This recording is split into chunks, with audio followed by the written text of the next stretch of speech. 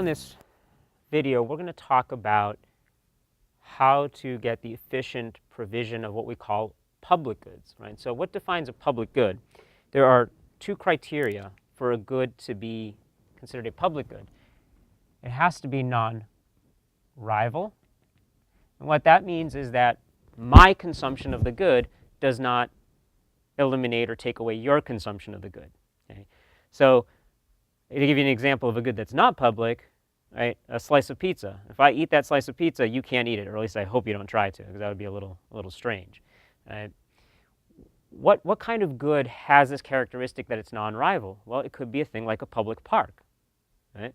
So if I go and I walk or run on the trails in a park, that doesn't prevent you from doing so. Right? You can do so as well. Now, of course, there is a limitation in that we do have possible congestion effects.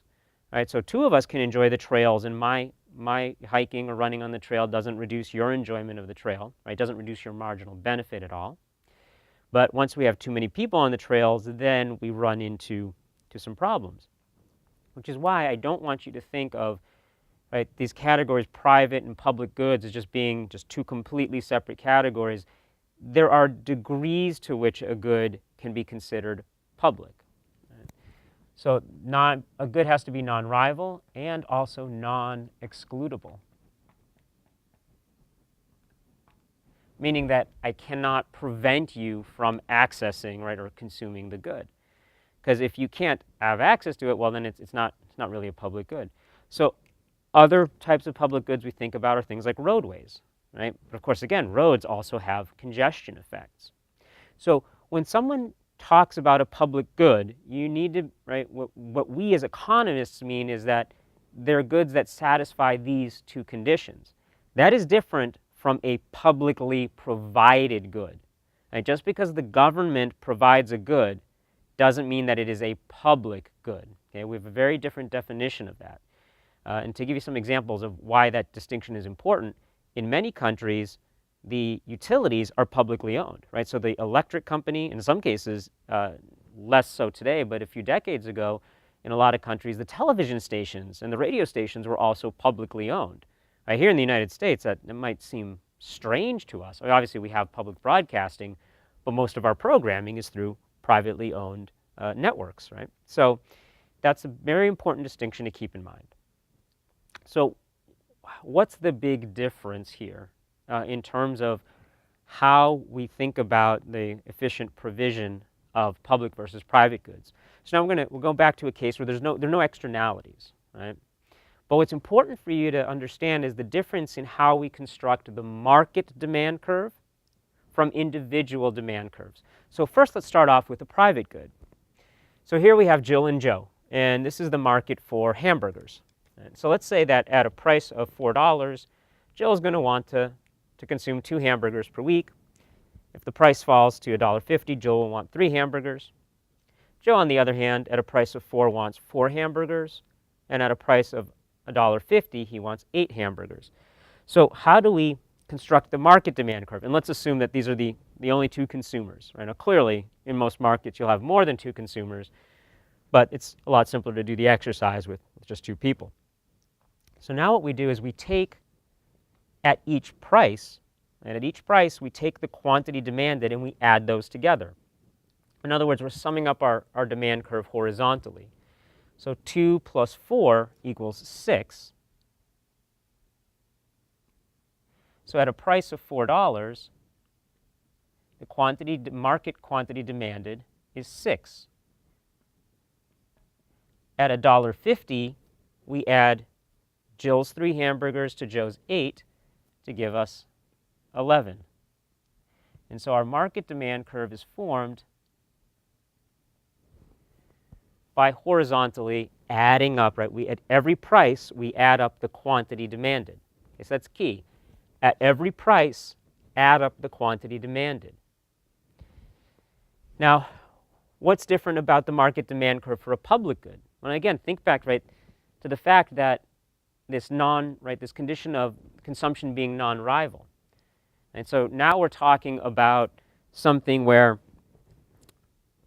I'm I'm not, right, my usage of this good is not going to reduce your private, right, your benefit from using the good. And so in this case, we sum up our demand curve. Instead of starting with a price and adding the quantity demanded at every price, we take the quantity and add up the willingness to pay, right, the point on the demand curve. So let's say that we have for, it's miles of hiking trails, right? So if we're going to provide 10 miles of hiking trails, what is Joe willing to pay per week for those hiking trails? Well, Joe would be willing to pay $10 a week to have access to 10 miles of hiking trails, and Jill would be willing to pay $8. So between the two of them, right, their combined valuation of those 10 miles is 10 plus 8, or 18.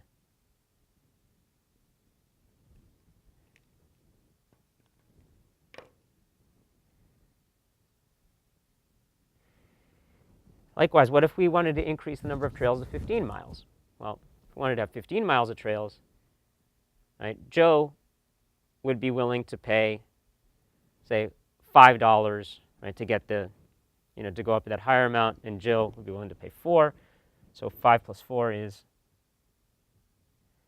9, right? Try to get out there to the additional amount. Right. So how much are they willing to pay for, right, for those additional, so the extra 5, say the 5 miles. So this is an important thing, right? So now notice what we're doing is we're adding up the demand curve in this case, right, vertically, right? And it has to do with this distinction of the fact that my consumption of the public good does not reduce someone else's consumption, right? Joe's consumption of the public good does not reduce Jill's. So at any given quantity, right, the valuation is summing up the willingness to pay across all consumers. Right? And that's what's important for us to think about. And you think about any kind of publicly provided, or public good rather than publicly provided good. Now, then what is the efficient level of production? Well, and it's the same thing. We would now put our supply curve in here. What is the cost of providing the public good? And just as before, we would have our efficient level of production here. Okay.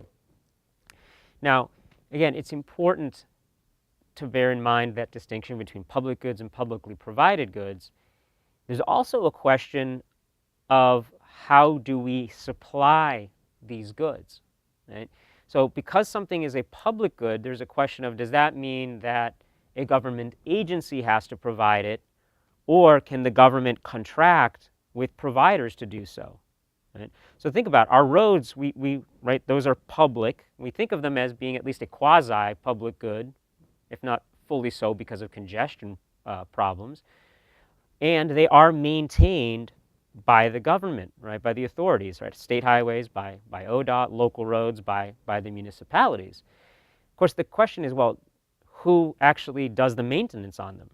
Right? So there is an example of where the government contracts with private providers to maintain the roads. Right? They use their own police services, police forces to, right, oversee the roads and make sure people are obeying the laws. Right? So I don't want people to think, well, we're talking about a public good. What do you mean private provision of a public good? We do have plenty of examples of those. And that is another part of the equation, if you will, in terms of how do we efficiently provide public goods. Okay? Here we're just taking it for granted on our supply curve that that's the marginal cost, but we can think about what is the best way to do so. There are always a lot of issues, even in terms of public goods, that these are all much more complicated scenarios, or the real world's a lot more complicated than our basic models here.